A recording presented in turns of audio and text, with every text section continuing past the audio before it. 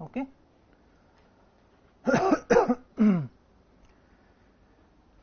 Now, as we saw yesterday, that this type of amplitude will not work, will not appear here because of helicity conservation. Same helicity, right? 1 plus 2 plus 3 4. So this will never appear. Okay. Now let's go that side. So for the first diagram, if I consider, say this is M1, if I consider 1 plus 2 minus and 3 4, their helicity I am not assigning at this moment. Okay. So this we know, similar to yesterday's calculation, that is I cube. Now it is G S square, now 2, then epsilon 4 slash, then 1 minus 4 epsilon 3 slash 1, right, from yesterday's calculation. And now I have color. So let's say this is A, let's say this is B, this is A. Okay. So now I have TA and TB. Sorry, for the first diagram it is TB, TA, right? Okay. For the yes, I have the propagator. Okay. For the second diagram, I have G square 2 epsilon 3 slash 1 minus 3 divided by S13 epsilon 4 slash 1, and now I have TATB instead of TBTA, right, in the second diagram. Okay. 1 minus 3 in the first one, right, and 1 minus 4 in the second. Sorry, yes, you are right.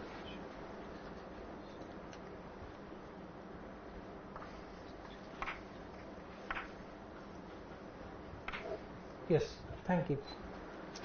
Okay. Now I have the extra piece, and this extra piece is I square G square 2, say this is lambda, this is mu, this is nu. Okay. So I have to put the 3 gluon vertex. So this is, say, gamma lambda 1. Okay. Now the 3 gluon part, which is basically P3 minus P4 lambda G mu nu plus 4 minus 1 minus 2 mu G nu lambda plus 1 plus 2 minus 3 nu G mu lambda multiplied with epsilon 3 mu epsilon 4 nu, right? And I have here F A B C T C because of the color, right? Okay. Now I can simplify. So first and second line, let's not talk about that because the calculation is similar to the QED case. Okay. Sorry, propagator. Right. Correct? Yeah. Okay. Let's talk about the third term. So in the third term, I can simplify it a bit further. Okay. So this is basically the third term is I square G S square F A B C Tc 2 gamma lambda 1 divided by S12. Now you see my momentum conservation is this. Okay, so that means this is 4.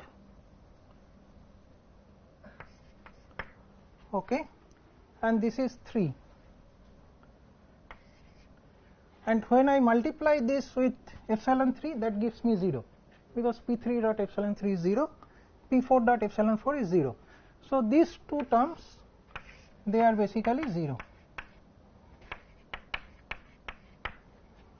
Okay, so I am left with only this term P3 minus P4 epsilon 3 dot epsilon 4, and here I have a lambda. Okay. Now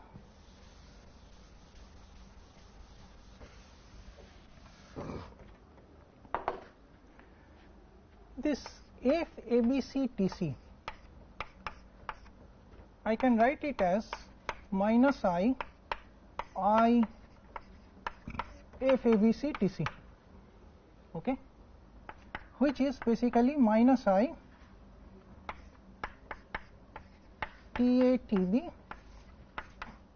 TC, right, which is basically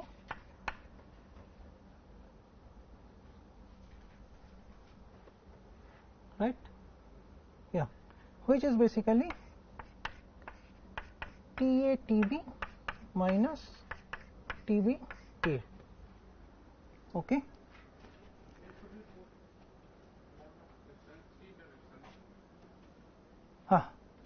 Right. I am making so many mistakes, and you are so good in finding the mistakes. Yeah. Okay. Okay. So see, I have TATB here and TBTA here, and in the first line I have TBTA, and in the second line I have TATB. Okay. Now let's combine only the TATB part. Okay. So from the second line I have TATB. Let me write it down, which is GS square 2 epsilon 3 slash 1 minus 4 S14 epsilon 4 slash 1. Okay, and here there is a TATB from FABCTC with a minus sign, and there is I square. So I have minus I cube 2 gamma lambda 1 divided by S12 P3 minus P4 lambda epsilon 3 dot epsilon 4. So this is my TATB part. Okay, I am writing it, say 1 2 3 4. Okay, this is my TATB part. Okay, let's not write it down 1 2 3 4 now. Say this is MAB. Okay, and the MBA you can easily get by switching 3 and 4. Okay. So now let's check the gauge invariance of this part only, this TATB part. Okay, so for that what do I have to do? I have to replace epsilon 3 with P3 and epsilon 4 with P4, and if I do that, sorry, GS square is here.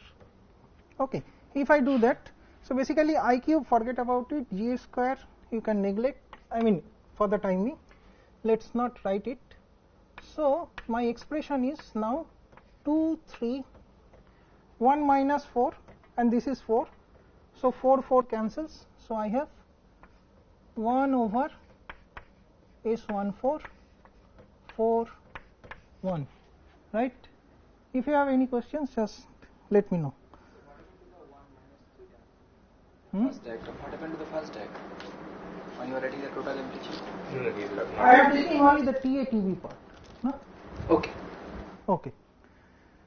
And from the second diagram, from the second term, what I am getting? I am getting 2, 3 minus 4 because I am multiplying this with this 1 divided by S12. So, because the index is not summed with 4. no, so this is I replaced with 4, right? Epsilon 4 is now P4, okay, and I have a 4 here, so this is 0, okay. Yes, and this is now P3 dot P4, this term, okay. Now I have to do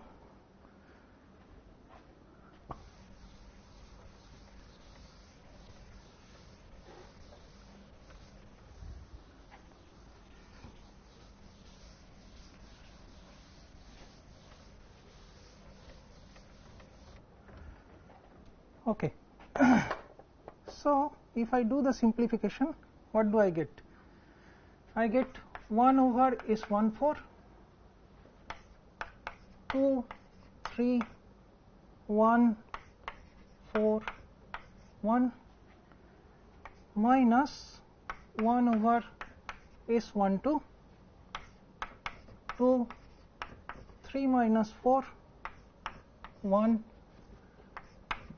P3 dot P4, okay, which is equal to 1 over S14, 2, 3, 1, 1, 4, 4, 1, right? And this is basically S14, okay. So this and this cancels, so I am left with 2, 3, 1. From the second term, I have 1 over S12, and I know that 1, 2 is 3, 4. So 2 P3 dot P4 is S12, right? So basically this term is 2, 3 minus 4, 1, S12 by 2.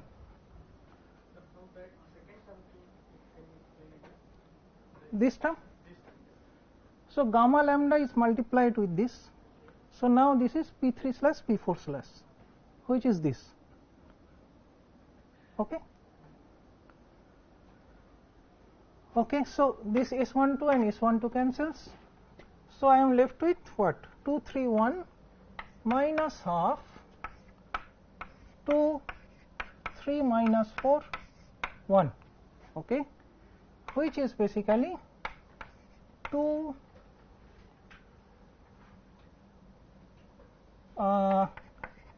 let me write it down, P3 plus half. So I can take the half outside,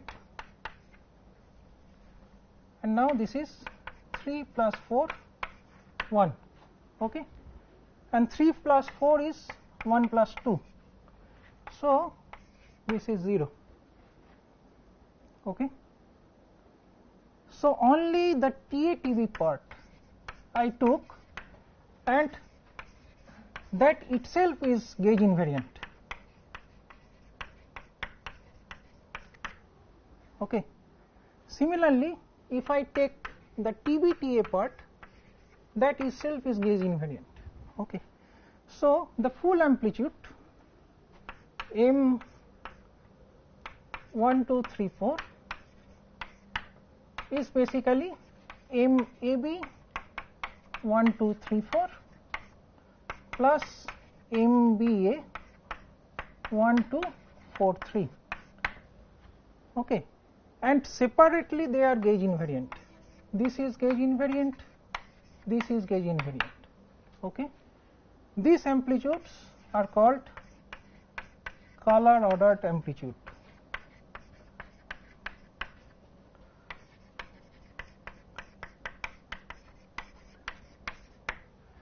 basically what it means that you take a particular ordering of the colored particle. That should be this angle brackets, that should be 1 4, right? Then you will make it minus S1. Which one? That S14 that you have written.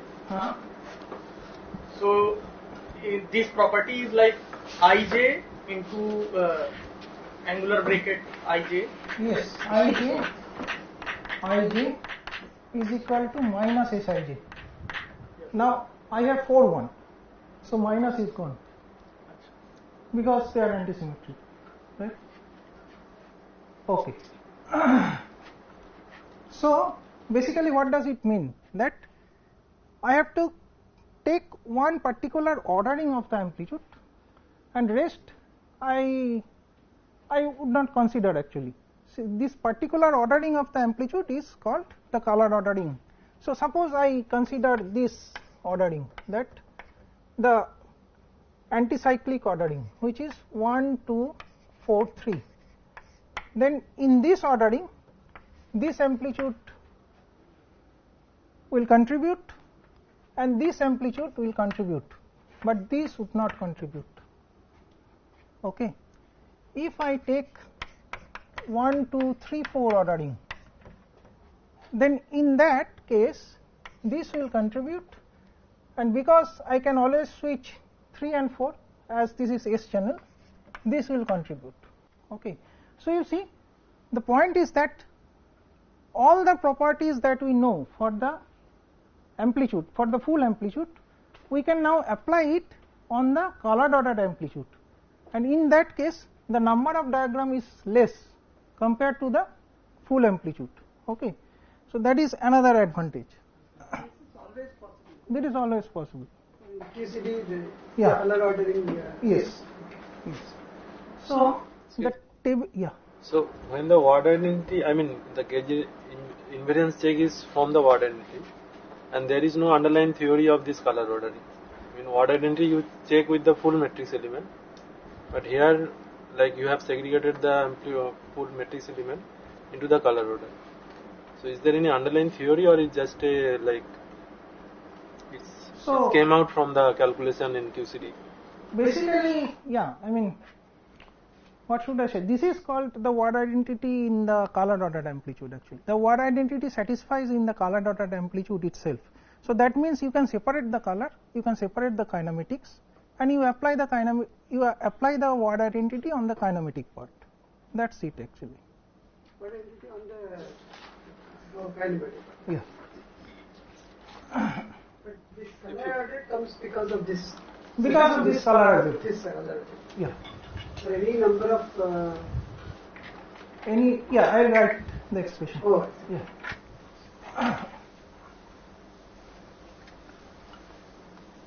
Okay. So if you have a photon emission with the gluon, so still you will do that, able to participate? Yes, for photon there will not be any color, but for the gluon I can arrange it in terms of color ordered amplitude. Excuse me? Yes. Can you explain that part again? Which one? That, color ordering, that 1 2 4 3 and 1. Okay, so I am taking this color ordering, say 1 2 4 3 anticyclic. Okay. Then you see this diagram is satisfying this color ordering. This diagram is satisfying, but this is not 1 2 4 3. This is 1 2 3 4. So this will not contribute. Okay. Similarly for the other case. Okay.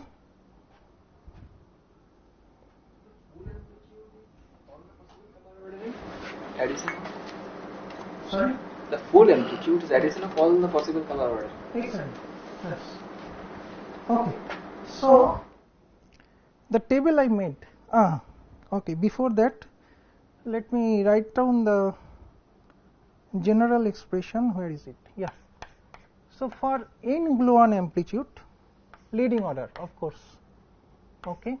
Suppose you have G1, G2,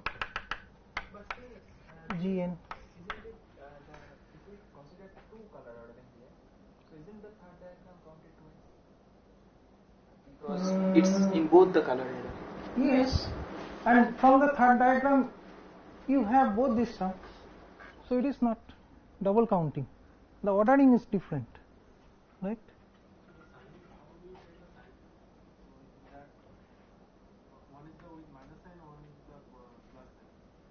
Mm-hmm. How do you take that actually? If you do the full calculation, you will see it is adding up. Okay, fine. So this is basically n minus 2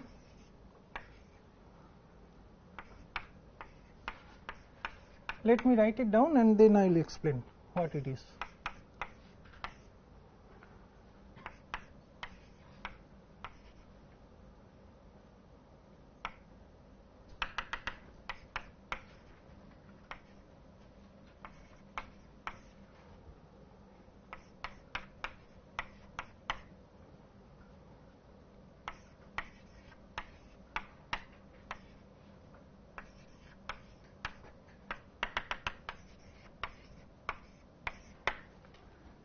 So any in-gluon amplitude that can be written in this form, where this is the color part and this is called the partial amplitude. And if you consider only gluon and the Young-Mill theory, this is sometimes also called primitive amplitude. Okay. And the thing is that, you know, this trace has a cyclic property, right? So you have to sum over all possible combination of this sigma, but you have to remove the cyclic ordering, because trace has the cyclic ordering. So this is basically Sn by Zn. Okay. So now the table I made, if you remember, the number was like this: 2 gluon, 2 n-gluon. This is color unordered, and now we know the color ordered amplitude. Okay. Now how does it look? See, this is very interesting. So for 2 to 2 gluon, in the previous case we had 4 number of diagrams, right? This is number of diagrams. Now for color ordered amplitude it is 3. For 2 to 3 we had 25, but for color ordered it is 10. 4 we had 220, now it is 38. Similarly, for 8 we had a large number 105, 25, 900, but now it is only 12,925. Okay, so huge simplification. And on top of that, on this color ordered amplitude, we will apply the Helicity method. So you can see how much simplification I will get. Okay. All right. Yeah. Now, so this basically means you have n minus 1 factorial color ordered amplitude, right? Because you have the cyclic property. Now, for primitive amplitudes, for completeness, let me tell you 2 more things, and then I will switch to something else.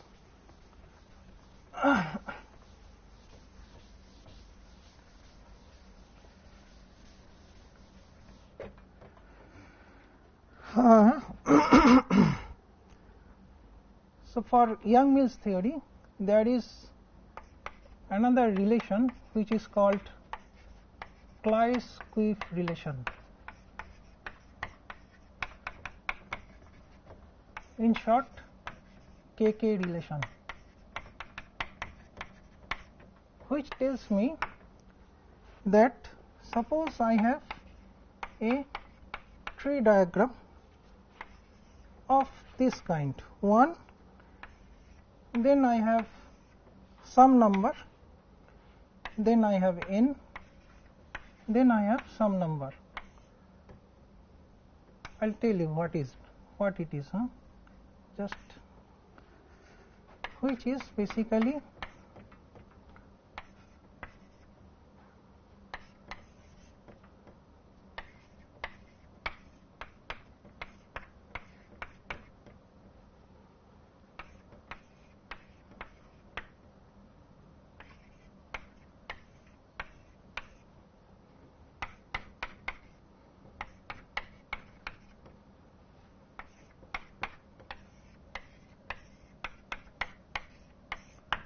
so this tells that within the color dotted amplitude how all of them are not independent, they are also related.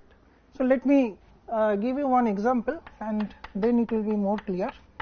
So suppose I have 4 gluon amplitude, okay, and I want to calculate say this amplitude 1, 2, 4, 3, okay.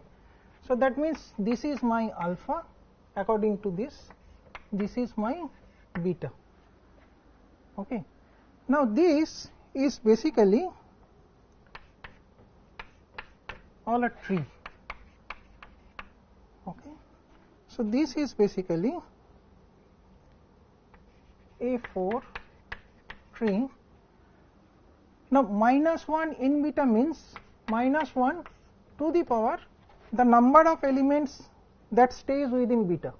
So here I have only 3, only one number. So for this case this minus 1 in beta is minus, so I have minus sign here, okay. And this OP basically tells you ordered permutation,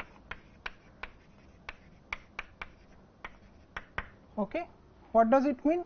It means my alpha is 2, my beta is 3, so ordered permutation for this case is 2, 3 and 3, 2, okay. So this is basically 1, 2, 3, 4 minus A4 3, 1, 3, 2, 4, okay. So there is another relation which tells me that all the color dotted amplitude they are not independent, okay. So previously we had n minus 1 factorial possible combination of color dotted amplitude. Now because of this relation now we have n minus 2 factorial number of color dotted amplitude, because now we can fix 2 legs. Before we could fix only 1 leg, now we can fix 2 legs, okay. This is one thing. And for gluon amplitude there is another interesting formula which is called BCJ relation, Born-Carrasco-Johansson relation, which again tells you that even after fixing 2 legs you can fix one further leg, okay. This is called BCJ relation, okay. So let me write down one formula for this.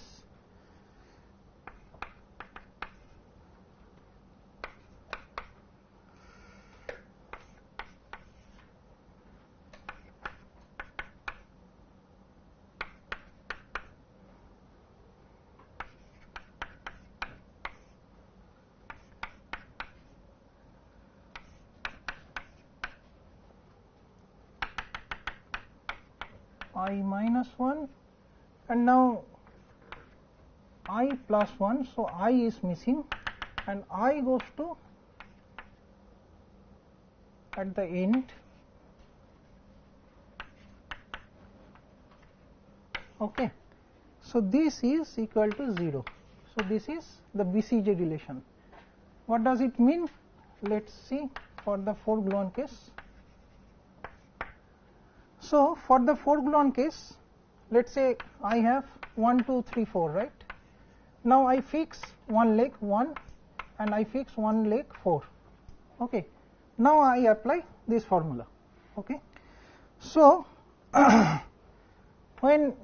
so I is basically from 2 to n minus 1. So in this case I will go from 2 to 4 minus 1, 3, right? So when I is equal to 2, then this formula tells me that the summation will go from j is equal to 1 to 2 minus 1 means 1. So that is nothing but S12. Okay. This is j S12. Okay. And what would be the corresponding amplitude? The amplitude would be A4 1, I is equal to 2. So 2 will come here. So 1, 3, 2, 4. Okay. I could be 3, and in this case j is equal to 1 to 2, I minus 1, right? Sj 3, yes. So then this is basically means S13 plus S23, and what is the corresponding amplitude? That is I is now 3, so 1, 2, 3, 4. Okay. Now what BCJ relation tells me? It tells me that yes, S12 A4 1, 3, 2, 4 plus S13 plus S23 times A4 1, 2, 3, 4 is equal to 0. Okay. So this is BCJ relation, and so because of this now I have only n minus 3 factorial combination of choice, right? So for 4 gluon effectively you have only one partial amplitude that you need to calculate, others are not independent. Okay, so that way you can simplify the amplitude. All right, yeah. Yes, and there is some variation for QQ bar as well, but I have to look. Right? I didn't write it down. Also, it talks about influence plus Higgs. If you take Higgs in it. Higgs is a scalar, so in that case it will work. Yeah. Okay, fine. So that's all for the amplitude part. Now let's slowly move on and see how this helicity amplitude we can apply in case of one loop calculation. Okay. Should I clean it up? Okay.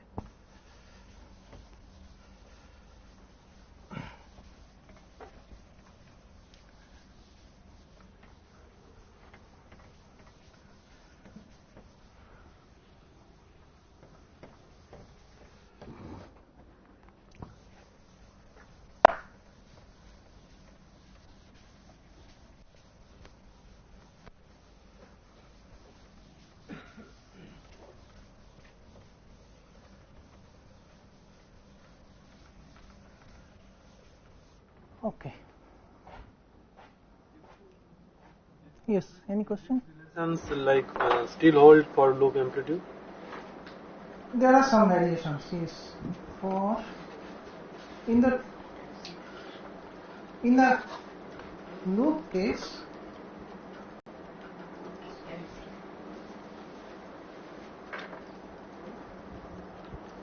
yeah, tell me, what was the question? Yeah, all these relations, whether they are still valid for the loop. No, these are for tree level amplitude only, but some extension is there for the loop case, and in the loop case there are, there is no single trace. There is double trace or multiplication of two trace. So in that case, yeah, you have to really work it out, but I mean there are some literature on that as well. Okay.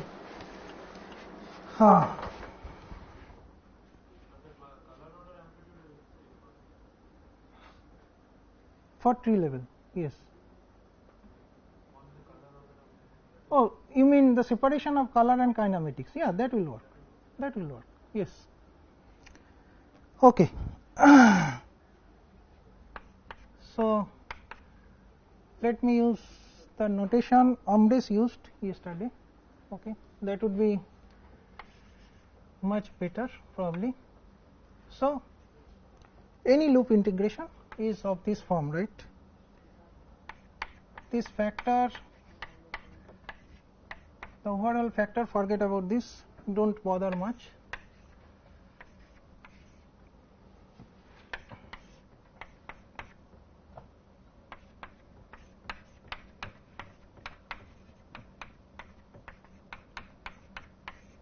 And by now you all know what is this mu, because it keeps the natural dimension of the integrand same.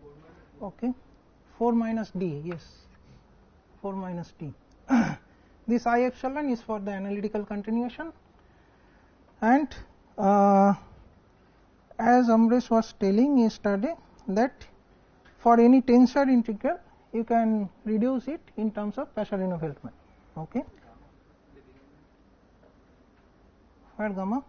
Oh no, it is R gamma. This is the notation Keith used to use, and from there I got. This is basically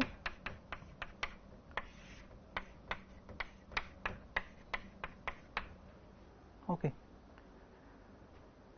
All right. So suppose probably Amresh will tell you more about the Passerino-Feldman reduction, right? But let me just give you one simple thing, just to show you what are the shortcomings of this process. And before learning this process, I am telling you the shortcomings. So that is not a good idea. But anyway, so 2 pi to the power d. Suppose I have a rank 1 triangle. Okay.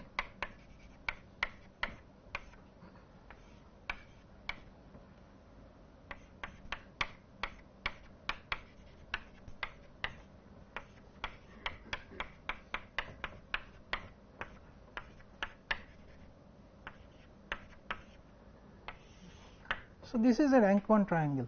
Okay. Now after the integration, you can readily guess what are the possibilities that one can have after the L integration. It could be either this or this, no other possibility, right? This I can, I mean, not to change my notation in the note, let me write it down as C1 P mu plus C2 Q mu, where P1 mu is P mu and Q mu is P1 mu plus P2 mu. Okay, I can also write it in this form, right? This is basically P1 mu, P2 mu, C1, C2, right?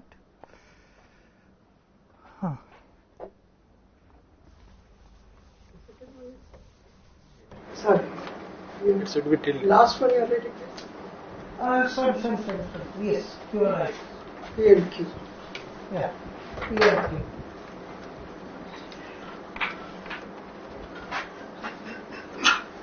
Yes.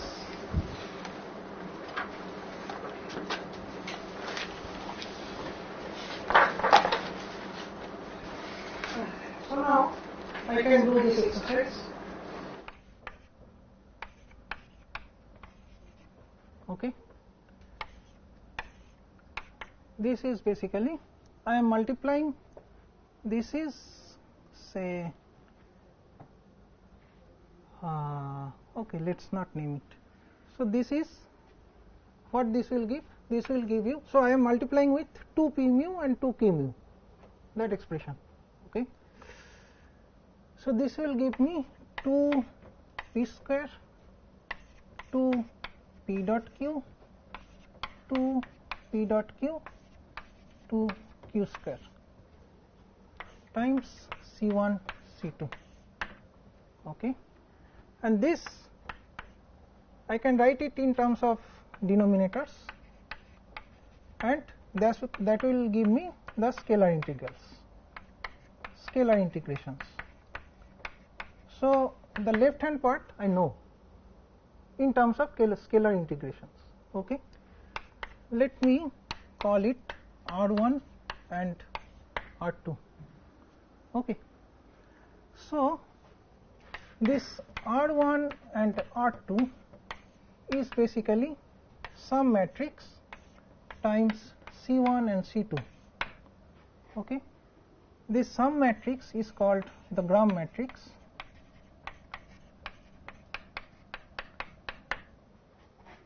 So this C1 and C2, that is basically G inverse R1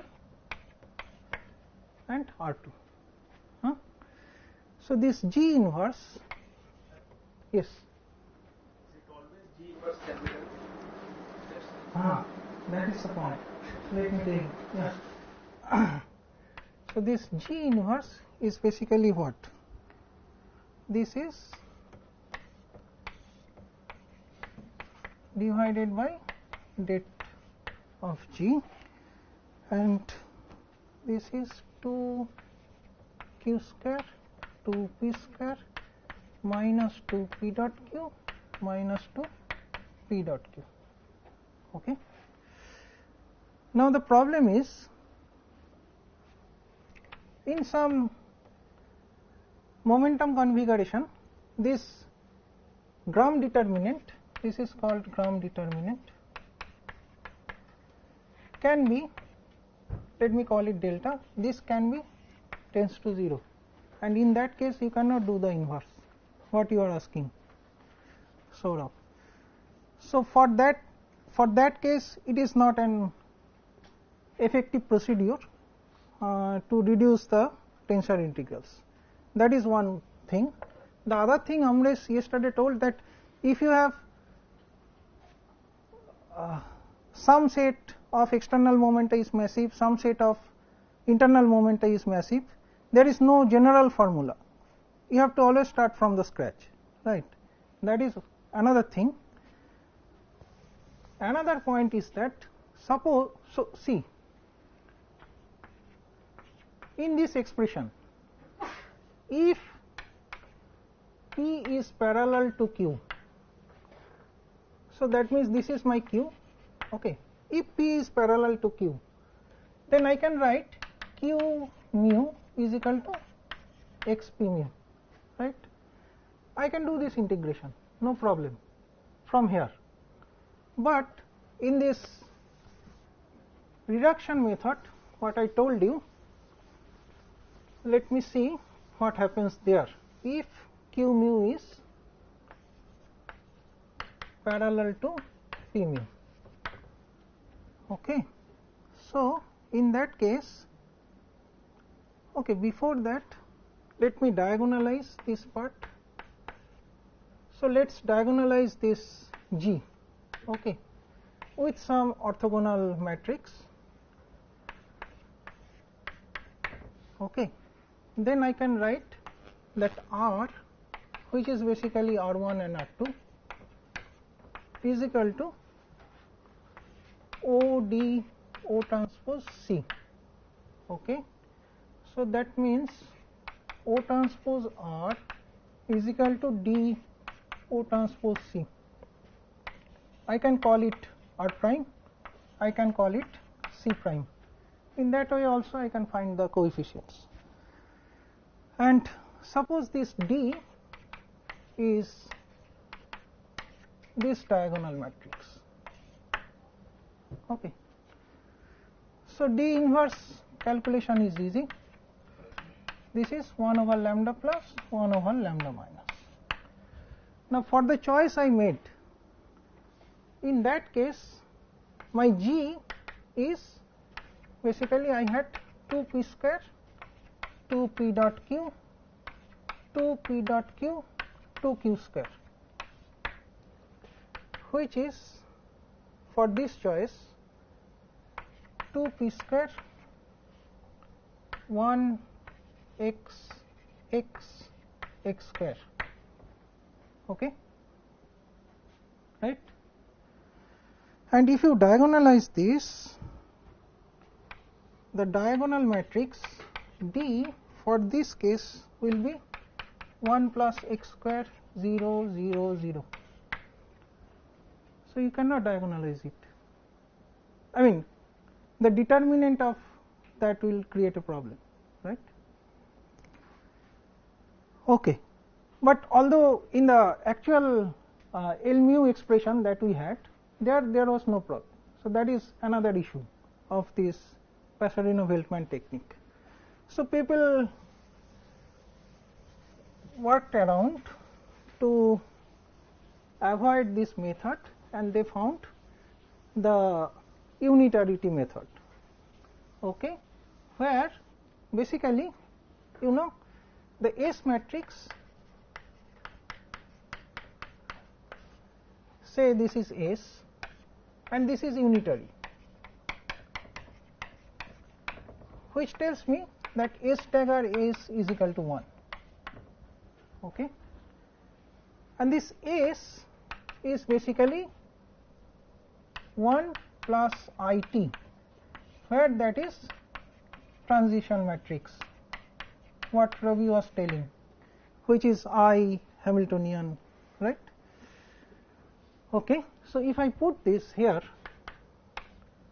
I get 1 minus IT dagger 1 plus IT is equal to 1, okay.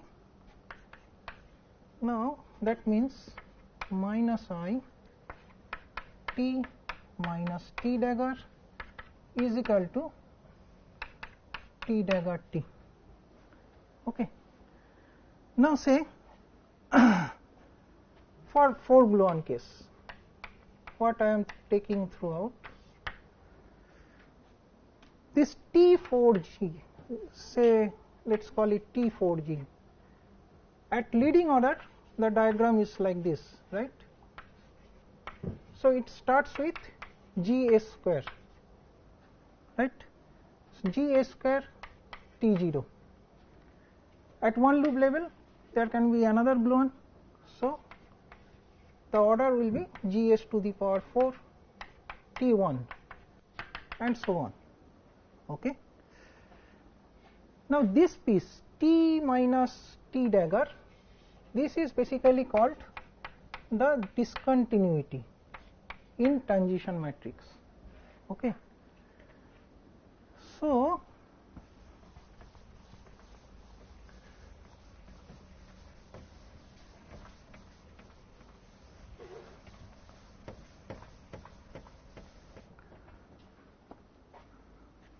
I have discontinuity in T is equal to T dagger T, and I know T is, for that example, Gs square T0 plus Gs to the power 4 T1 plus it goes on.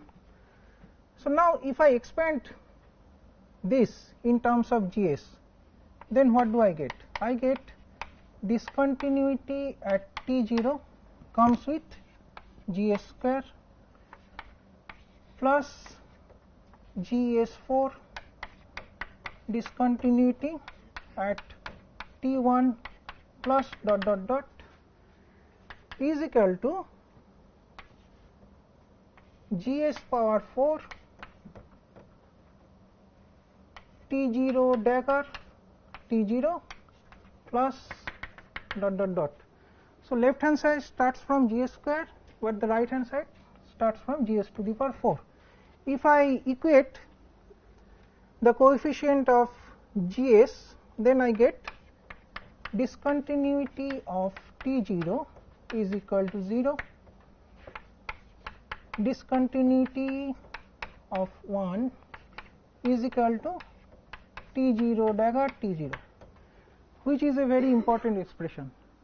So, discontinuity at one loop, you can represent it in terms of multiplication of two tree level quantity. That is basically the essence of unitarity. Okay. So, suppose you have this kind of diagram, forget about what it is, the particles. Now, if you cut two propagator, then this will be a left times a right. That is what this formula is telling you. Okay. So, this is called unitarity, where we cut only two propagators. Okay. But okay, why that discontinuity is equivalent to cut? Let me explain that, and then we will proceed.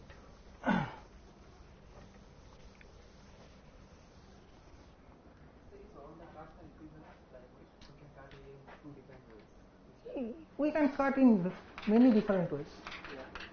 Yeah. Any two particle, two propagator cut. Then we have to add up all the possible combinations at that tree level at the right hand side. No, not all the possible combinations.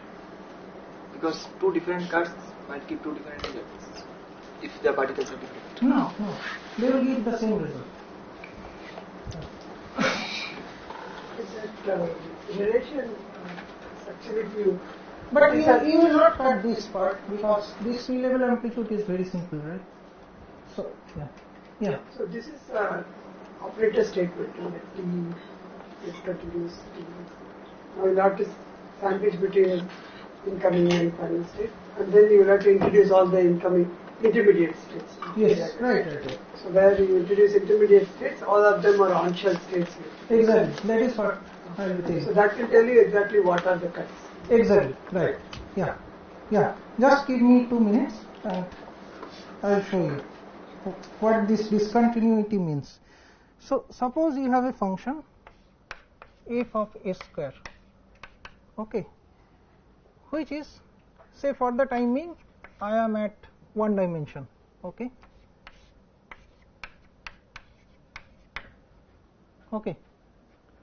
Now discontinuity is defined, discontinuity of f is equivalent to discontinuity, calculating f at a square plus I epsilon minus a square minus I epsilon, okay, which is basically dl 1 over L square minus a square minus I epsilon, right, yes, minus dl 1 over L square minus a square plus I epsilon.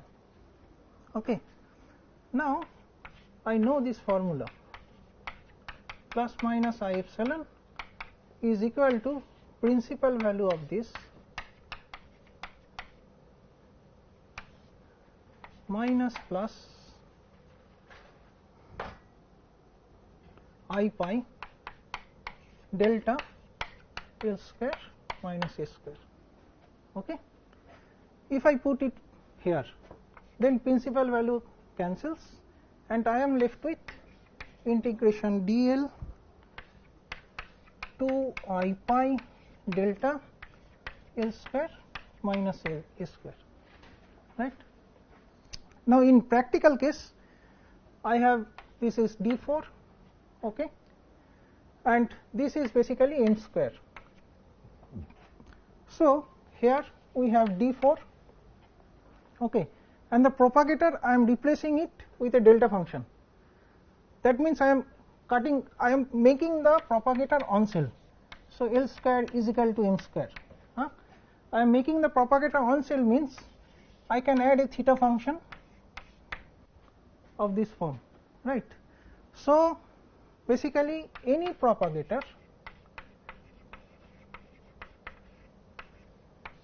if you replace it and put a delta plus function, that is basically the cut. Plus, Which one? imaginary part is plus, delta plus it, it's not 4.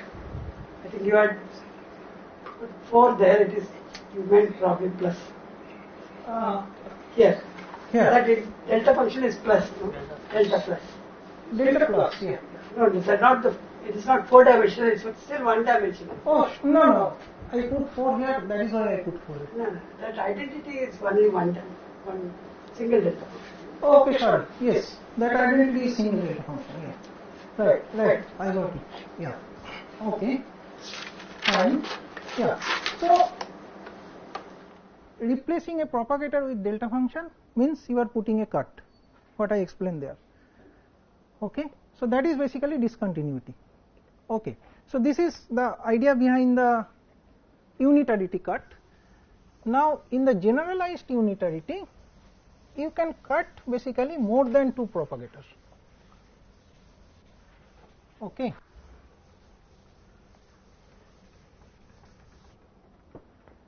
So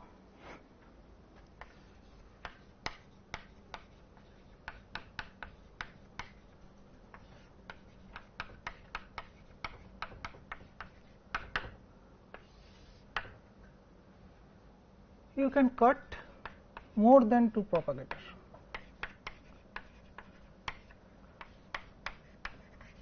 And you can write any one loop expression as sum over box with some coefficient plus sum over triangle with some coefficient plus sum over bubble with some coefficient plus a rational term. Okay. Now we will see how to derive these coefficients. Okay. So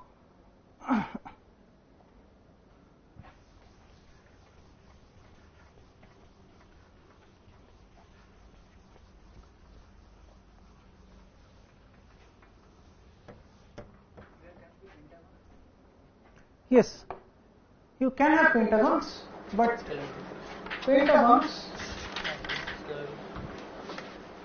you can reduce it to 5 boxes. Okay. So again, that is, yeah. This A1 loop is only scalar integral, right? We have already considered the, or is it Which reduction? is scalar integrals? This A1 loop, which the expression written here. So it means We are this coefficient, this part, these are scalars, yes. That part we know, we have to derive this coefficient So of this the will be the scalars. tensor part. Yeah, that will come from the Ah. tensor part only. Yeah. Okay. So let's see how can I calculate the box coefficient. Suppose I have this kind of diagrams. No, not any loop. This is for one loop. 2 loop, there can be made some extension, but with the maximal cut and all those. But for deriving all the coefficients, that is difficult, because you know in 2 loop you have 2 loop momenta, right, and you have irreducible scalar products, and because of these irreducible scalar products, it is not an easy task actually.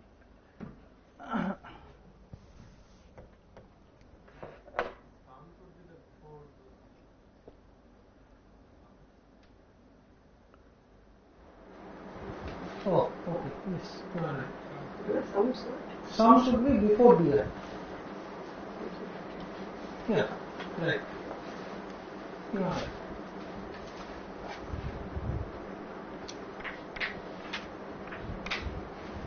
This kind of things. Yeah. Okay.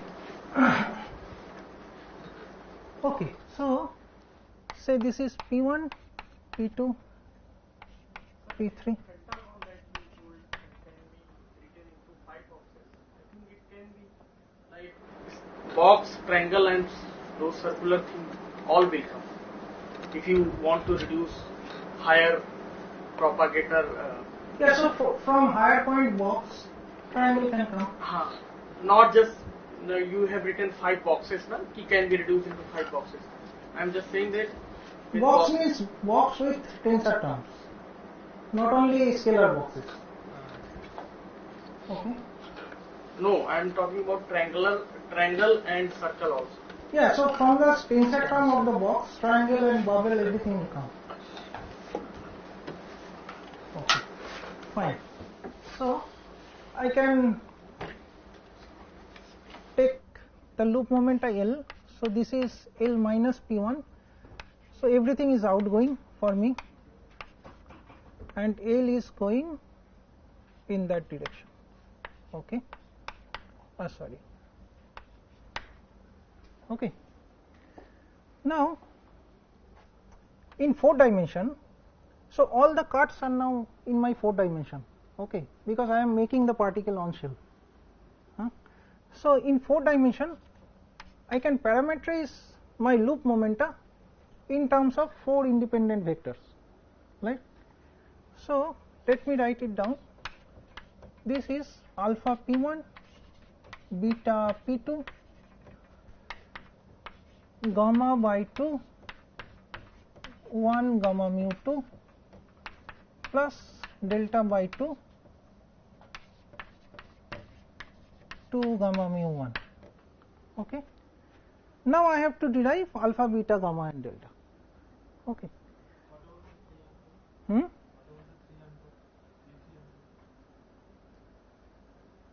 Okay. So in the parameterization, you could have taken that also, but I have taken this choice because that is very useful depending on the configuration I have taken.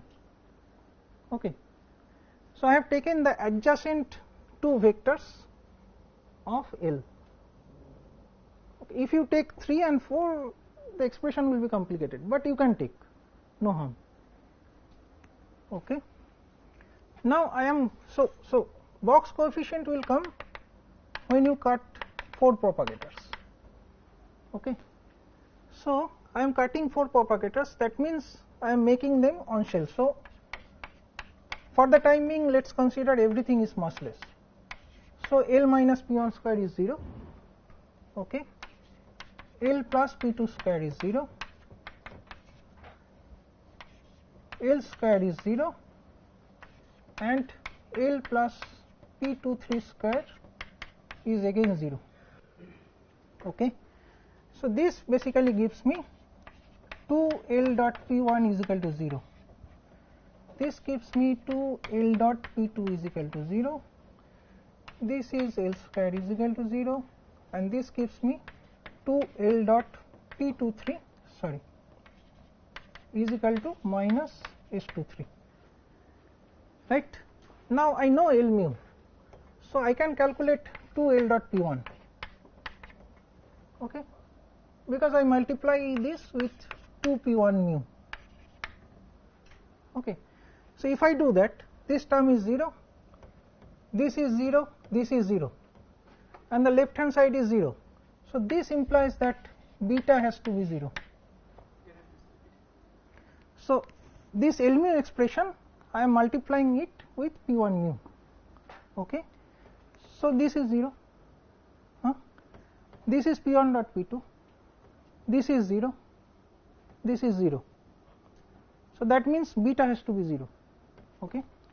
Similarly, if I do this L dot P2, that will give me alpha is equal to 0. Okay. So now forget about these 2 terms. Okay. Now I do 2L dot P23, which is basically minus S23, which is, if I multiply this with 2P23, then I get what? Gamma by 2, 1, 2 plus 3, 2, and this 2 will go away, right? So this plus delta by 2, 2, 3, 1. Okay.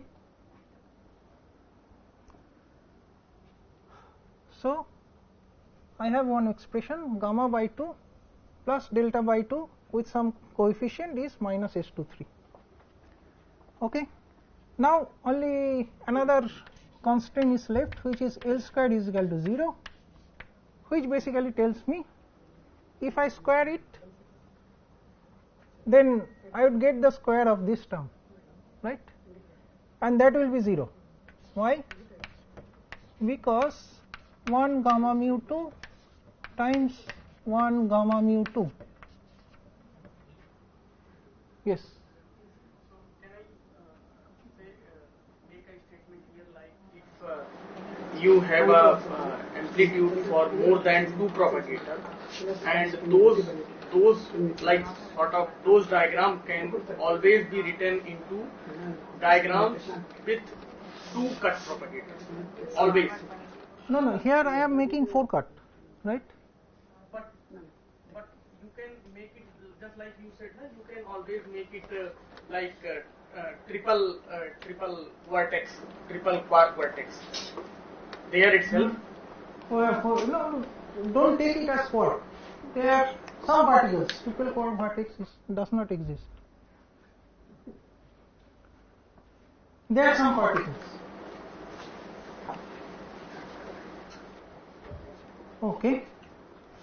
So I have one linear expression with gamma and delta, and now L square is equal to 0 means I have to square it, and if I square it from the first term I will get this, and if I use the Pierce identity this will give me 1 1 2 2. This is 0 basically. Okay. So gamma square will not appear, and gamma delta, so the cross term, that will give me what? Something, yeah, S12 is equal to 0. So that means gamma delta is equal to 0. Okay. So I have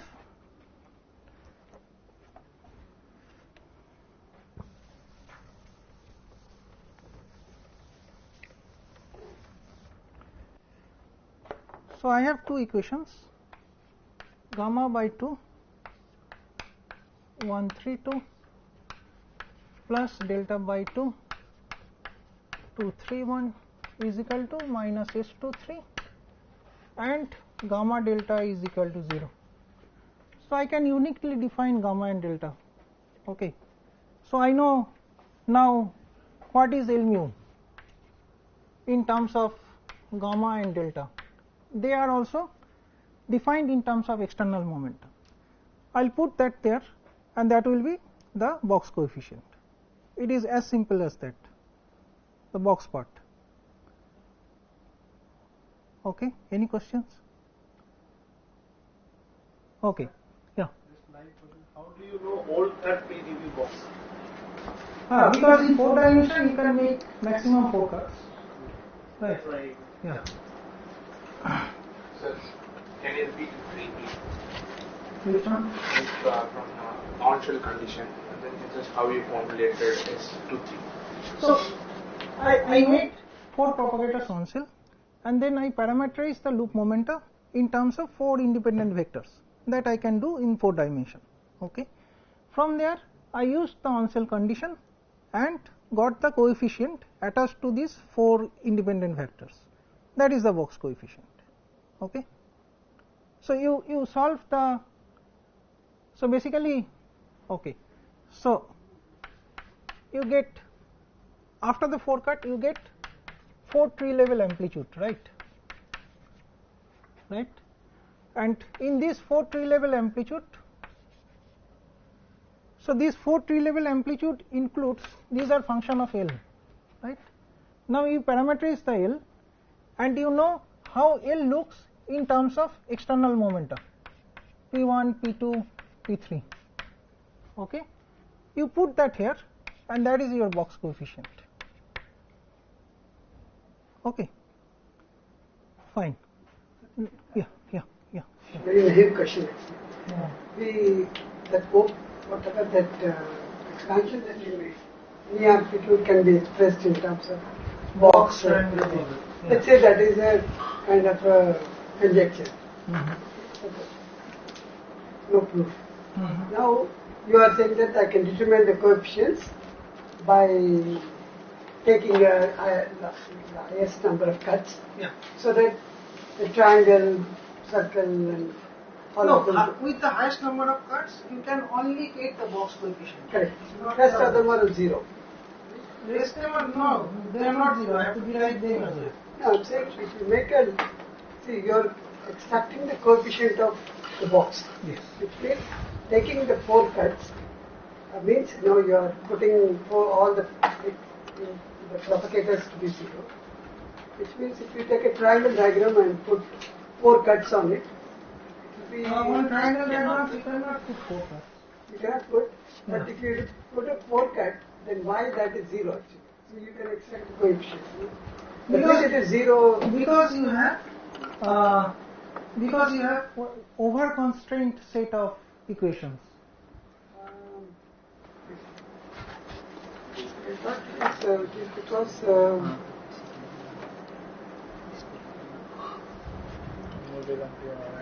So maximum cut is in any diagram, the maximum cut you can do. you can do, but if you have a lesser number of propagators, if you do maximal cut, then the diagram with lesser number of propagators will be identically similar. Yes, exactly. Yeah. Even though that propagator doesn't exist, Suppose you have suppose you have some decay at one loop. So decay means it is triangle. Now there you cannot put 4 cut because you have only 3 propagators. Yeah. So box will never appear in that integral. the maximal cut has some specific operational meaning. No? Suppose I have an expression, something left hand side is equal to sum of 4 terms. Now I make an operation on that entire expression. You are making it. See, this given diagram without cut is equal to that. Yes. The diagram without cuts, Yes. Right. in principle, as Is an equal to expansion that. of cut can. Now, if I want to extract only box, I thought you are applying some maximal cut on left hand side, and if I do the same operation on the right hand side, triangle and smaller ones are 0. That is why you can focus on only the box. No, not like that. Yeah, in other words, you Maybe I'm can tell that. misinterpreting. No, that is fine actually. I mean, in 4 dimension, you can make at most 4 propagator on cell. That you agree, right? Now, for this choice of topology, it is very easy. Yeah, how the Right. coefficient is determined by this taking maximum cut. You are calculating a maximal cut of a diagram. Yes. How that- Say this diagram. Exactly. Yeah. How that is telling you about Just take the coefficient of Because box has 4 propagators, right? And the scalar integral associated with that already carries these 4 propagators. So you have no term to get some pole, right? So whatever you will get, that will be the coefficient, right? Maybe it will be clear if I tell you if I tell you the triangle coefficient. Yeah. There I will come back to this point. Okay, so box I have told. Now let's quickly talk about the triangle.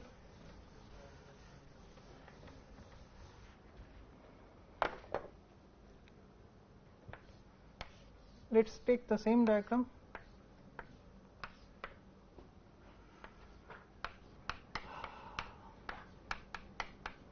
Now for triangle coefficient,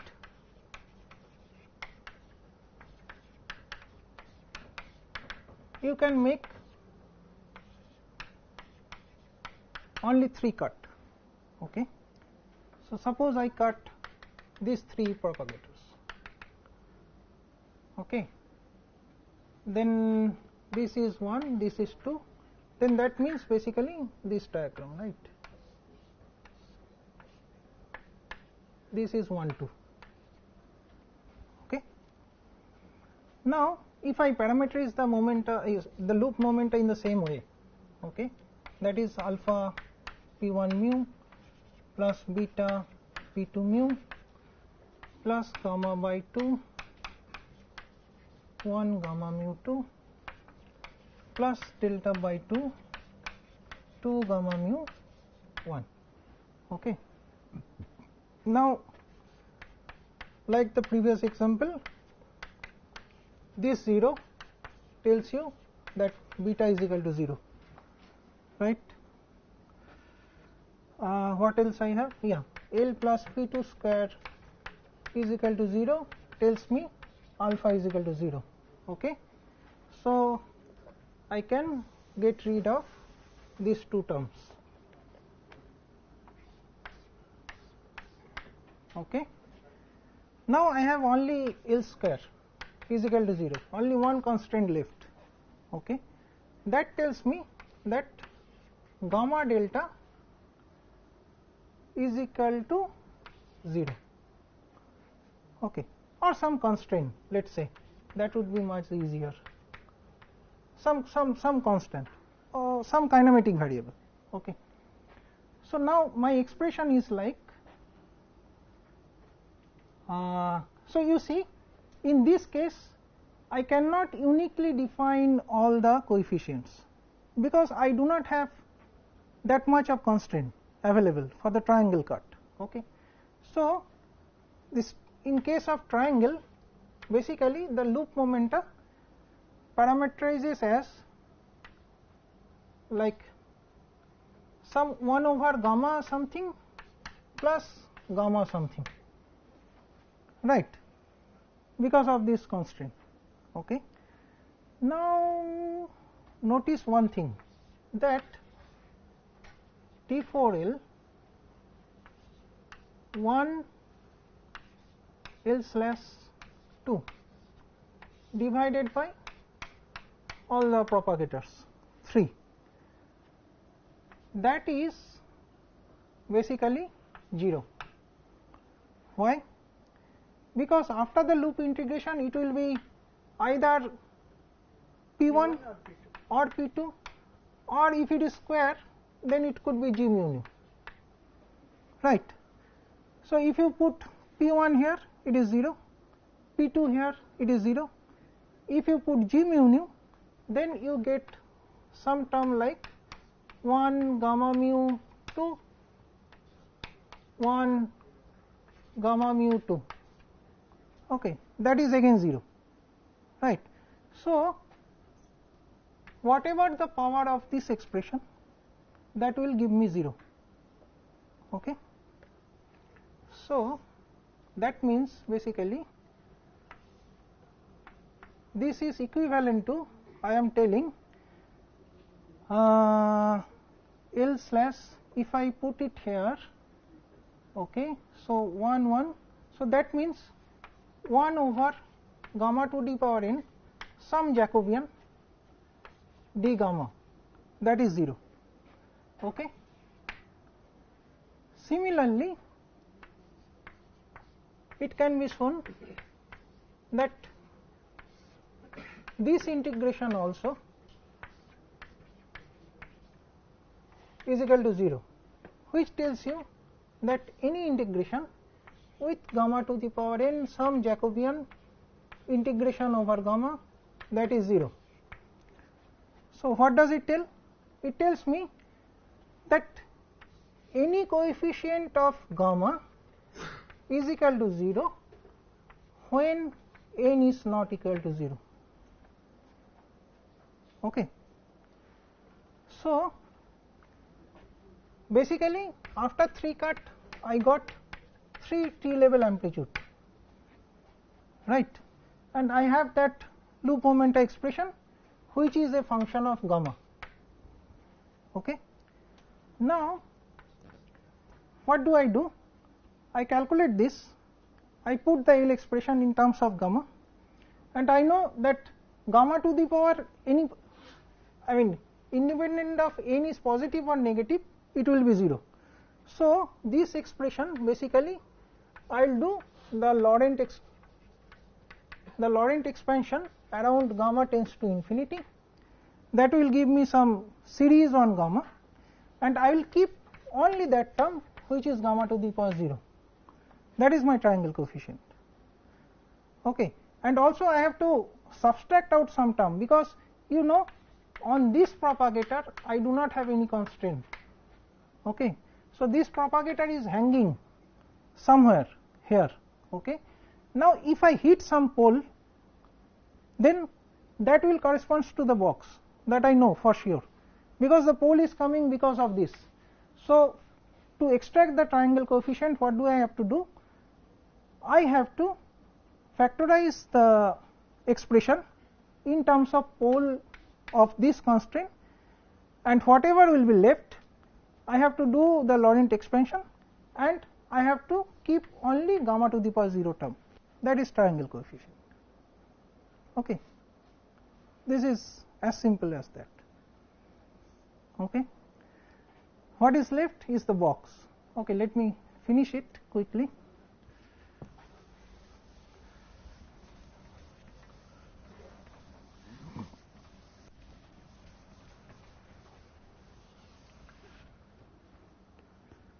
So, as you can see, you have alpha, beta, gamma, delta term. Now, for box you have only two constraints. You can cut at most two propagators. Okay. So, in this case there will be two undetermined parameters, gamma and delta. Bubble, sorry, bubble. Okay. You have two undetermined parameters. Okay. Now, if I had only one undetermined parameter, I know what to do. That is, basically you have to take the Laurent expansion that I told, A1 A2 plus some residue term. Suppose I had only gamma, then I would have got some gamma minus gamma 0, this kind of terms. Okay. Now, I have another one parameter undetermined. So, that means I have to take another Laurent expansion on this corresponding to other variable, Laurent expansion of this corresponding to other variable, plus residue of this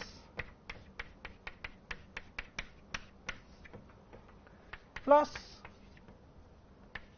residue of residue.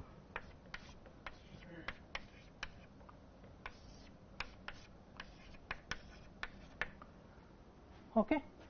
So, this double residue is basically corresponds to the box that I do not want in the bubble, that is a contamination. This single residue term, they are basically coming from triangle, that also I have to neglect, but there are some ways actually to neglect that, and this is basically the pure bubble. Okay. And it can be shown that you have to consider all the triangles that contains these two cut. Okay. And from there some algebraic manipulation, it can be shown that you have to calculate this double infinity term, that means double Laurent series expansion, okay, at some particular limit, say gamma to the power 0, delta to the power n, okay, where this delta to the power n means 1 over n plus 1. This can be shown, I am not doing the algebra. Okay. And for the triangle coefficient, again there will be some expression for that, which I mean, if you apply that, you can extract out what would be the bubble coefficient, and that is how it goes. And what is left is the rational term. Okay. So, why the rational term is coming? Because everything so far you have calculated in 4 dimensions, but we have to go to the 4 minus 2 epsilon dimension when you are doing the loop calculation, okay, because of dimensional regularization, and for that reason basically this art terms comes. Okay. The naive understanding is that if your theory is UV finite, then there will be no rational terms. But yeah, I'll finish in 2 minutes. Okay. So, but actually it is seen that if the rank is maximum of n minus 1 comma 2, then there will be no rational terms. When there are no rational terms, r is equal to 0, that is called cut constructible. Yeah, I am telling. So suppose I have a box, okay. So then n means 4. Okay, number of. Yeah. So that means maximum of 3 and 2, which is 3. So any box less than rank 3, they are cut constructible. Okay. For them r will not come, r will not appear. Okay. But this rational term calculation is again simple. So basically your loop is now L some 4 dimensional part plus L epsilon dimensional part. Okay. Now if you do L square, that means suppose your L square is m square, that means it is m square minus some mu square. Okay. So in your calculation, wherever m square is appearing, you replace it, you track where from it is coming, and you replace it with m square minus mu square. Okay. And you take out the mu dependent term, that is your rational term. This is also as simple as that. Okay. So now you got all the coefficients, and that is how it is done in the one loop. Okay. Maybe I can show you one concrete example in the next class, that would be much easier. Okay. Yeah. Fine.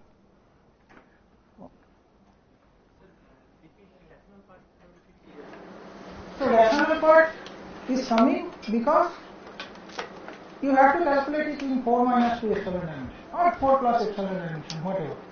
So that means loop momenta has 2 parts, one is 4 dimensional part, one is epsilon dimensional part.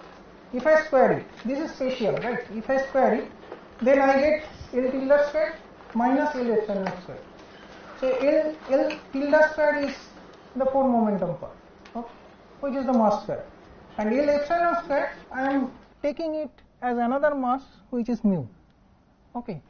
Now wherever m square is appearing, I will keep the track where from it is coming, and there I will replace m square with m square minus mu square, and I will collect the coefficient of mu dependent part.